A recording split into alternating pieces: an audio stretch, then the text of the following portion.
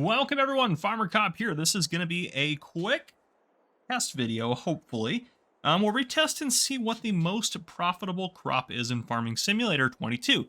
So a couple reasons I want to do this. First off, the game has been out now for 2 years or just over 2 years. So things may have changed. They've updated the game, they've updated prices, they've done that sort of thing. So I wanted to redo this test. I've already done it originally, but I wanted to redo it so we actually can find out a little bit more information about the profitability of crops. So I'm going to add some new crops as well, since obviously we have the new root crops from the premium expansion and all that sort of stuff. But I am going to do all my harvests on field 33 on Elm Creek. So I'm going to plant them. And then one thing I'm going to go into here and do real quick is talk to you about game settings. So economic difficulty, we're not going to worry about that. I'm going to show you in every economic difficulty how much you're going to make. So we're not going to worry about that. And turn traffic off. Turn seasonal growth off, days per month fixed. We'll just do July. Turn snow off, crop destruction off, puree plowing off, fieldstone off, lime off, and weeds off. So the reason for all that is just to keep it very straightforward. And then I'm obviously going to have these all at 100% fertilized when we do it. So just understand that if you're playing with those other things on, this is not a test to see how much yield you are going to get off of this amount of land or per hectare for the crops.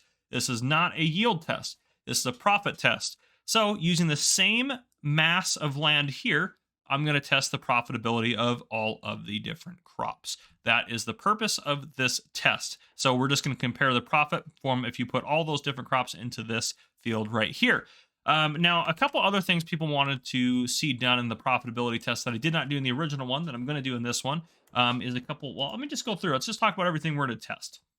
So obviously we're going to test the basic crops. We're going to test wheat, barley, and oats, and we're also going to include the value of the straw from those 3 harvests. So I'll keep that in a separate category, the straw, but I'll mention that if you were to sell the straw off as well. Then we're going to do canola, sorghum. We are going to do grapes and olives. I'll probably do them last, but I'm just going to place grapes and olives all over this field and then see what the harvest is on those, because I think that'll be interesting to see as well. Sunflowers, soybeans, corn, potatoes, sugar beets. Sugar beet cut, I'm not going to necessarily worry about that because the sugar beet themselves, if you cut them, it's the same literage. For example, if you cut 1,000 liters of sugar beet into sugar beet cut, you're going to still have 1,000 liters of sugar beet cut. So they're the same ratio, you're just cutting them. So if you're willing to cut them, just know that your profit's going to go from this price to that price. Obviously, we'll do cotton, sugarcane. Then going down a little bit further in here, there's a few other things I want to test. I am going to do wood chips. I'm going to do poplar on there. So we're going to test the poplar out. I am going to do grass on the field, and I'm going to see how much you're going to make off of just doing grass, if you turn that grass into hay, and if you turn that grass into silage. I'm also going to do one where I do corn, and we're going to test and see what you get in terms of, where am I at here, silage on that. So we're going to test all that sort of stuff. And then, of course, we're also going to test the new root crops as well, which I actually don't have premium selected on this game save, so I'm going to have to add that in. So obviously, we're going to test carrots, parsnips, and red beets. So there's a lot of stuff to test on here. I'm excited to see what it's going to have happen and all that sort of stuff. Now, in terms of the profitability, I'm not going to include seed prices and all that. I'm just going to let you know what you're going to get if you sell the stuff off of here, which some people are going to be pretty upset about that, me not including seed prices and everything like that, and fertilizer, but it just kind of depends, because you're playing with precision farming, it's going to change, and so I just kind of want this yield to, or this to be a good kind of easy comparison for profit across the board, if that makes sense. So just understand, and I also can't include equipment prices and stuff like that. I just can't do that. That's a lot, because for most of these crops, there's different types of equipment and different pieces of equipment that can do it. But if you have the equipment, I just want you guys to be able to compare and know how much you would make off of a field if you're comparing it to other crops. So why would you do one crop over the other one if you're choosing, or if you have different choices? So I think this will still be very helpful, but just wanted you guys to know the limitations on my testing and what we're going to do here. So yeah, I'm going to go ahead and run the test. I'll bring it back in, and we'll see kind of where we're at in terms of the testing. So it's mostly just kind of stuff I got to do off camera and get stuff tested, because you guys aren't going to want to sit here for hours and hours and hours with me to see how the test goes. But yeah, I'll bring you back in with the results here in a bit. All right, welcome back in, everyone. I tested every single crop.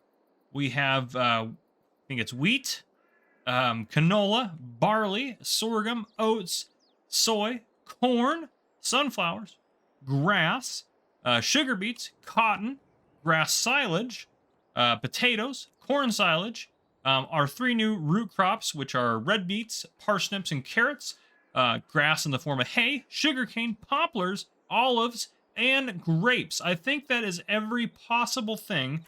If I'm going down the list in here, I think that is, I think we've checked everything. I talked about sugar beet cut. Obviously, it's a 1-to-1. So if you wanted to take sugar beet and cut it, you'd get a better price. Which I could, I guess, include that in the, if you did do it as sugar beet cut, we could probably put that in the equation real quick, actually, if you did it that way. I actually can, yeah, that might be something we can do later. But anyhow, so yeah, that might be pretty easy to do. Let's see through here. Yeah, I didn't do trees. I did a separate test on trees. So if you're worried about that, you can check that video out.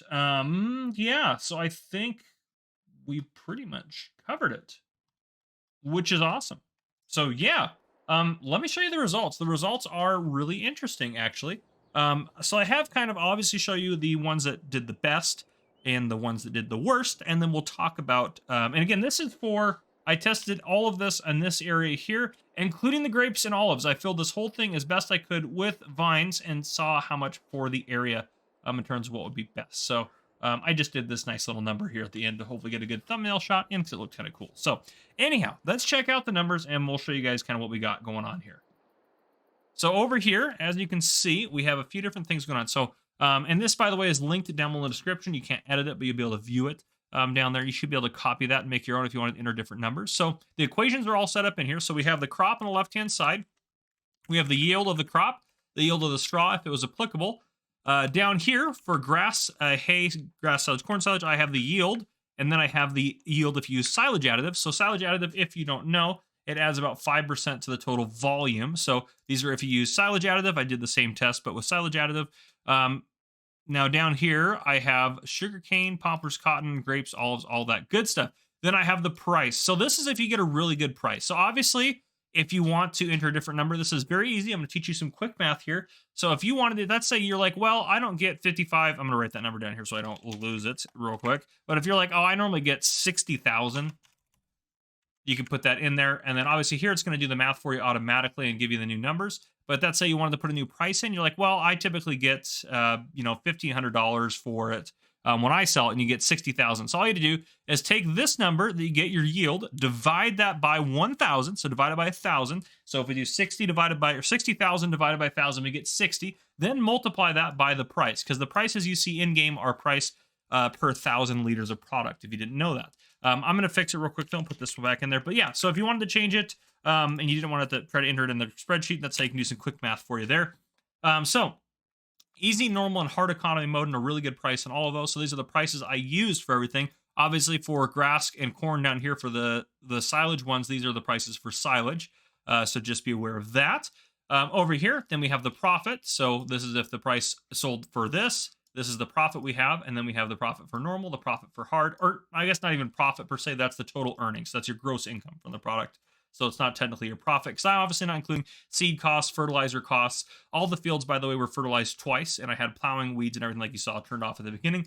And then over here, I have the prices for straw used for easy, normal, and hard economy mode, and this is the price you get, or the total gross you get income if you sell the straw as well for the straw price. Now, obviously, some people use their straw for other stuff and everything like that, and you may not want to deal with straw, so that's why I have them on here twice in terms of the two ways to do it. Then down here for the silages, I have the profit, and for the grass as well, because you do get more if you use silage additive just to pick the grass up off the field. I have the price without the silage additive in this box, and then with the silage additive over here in this box. So that's everything going on this price sheet. So the number one most profitable thing is going to be your sugarcane. Sugarcane hit it out of the park. However, if you don't know, sugarcane is a pain to harvest. There are easier ways to do it and special stuff in game. It is a pain to harvest, however. The good news is you can harvest it more than once. It will regrow after you harvest it, which is nice. I think it will regrow. I'm not sure if it's unlimited or just 3 times. I can't remember. I've heard it both ways. I haven't ever tested that. But anyhow, you get a lot of money off of sugarcane no matter what economy mode you're in. Now, the second most profitable one, I believe, I'll make sure I'm correct in that, is right here at corn silage. So corn silage is really good to do, but you do have to deal with it in terms of, you have to take care of it. It takes a little bit of work. In terms of a crop that doesn't require a lot of work, that's a really good profit, and I have it highlighted down here, is cotton. Yes, I understand that this is almost, this is less than half of this and about half of that exactly, almost exactly half of that, maybe a little bit more than half of that. Yes, I understand you have to do the same amount of area twice, but the harvester, you just have to pick up the cotton bales. It's straightforward. If you can afford a cotton harvester, this is a really easy way to make some good money here. And also, I should note too, when you actually do corn silage with the silage additive, you're making 334, which is really a good contestant for sugarcane. So if you want the best profit off of a field with it being a good balance of work, I think that doing corn silage is probably the best way to go. And then you could get mods to put it into like a silage fermenter so you don't have to deal with it in a bunker silo or anything like that. So pretty good there. Carrots, really good as well. $290,000 is what you're going to make off that area in carrots, which is really good. I understand the people are kind of scared to do some of the new root crops, but if you take a look at my video, there are some easier, I put a video out on the easier ways to do that. So you can do that in a lot easier way as well. But anyhow, guys, I'll leave this all in here for you. This is linked down below in the description. I hope this test was helpful for you guys. Here we are coming into the end of 2023, moving into 2024. So here's some good numbers for your farming for 2024. But yeah, that is what I have for you guys. Yeah, there's my crop test. If you guys enjoyed, please drop a like down below. If you haven't already, hit that subscribe button up on the screen to join the Farmer Cop channel and turn on your notification bell so you don't miss any future videos I may post. This has been Farmer Cop. Thank you guys for coming and for watching. I'll see you guys in the next one.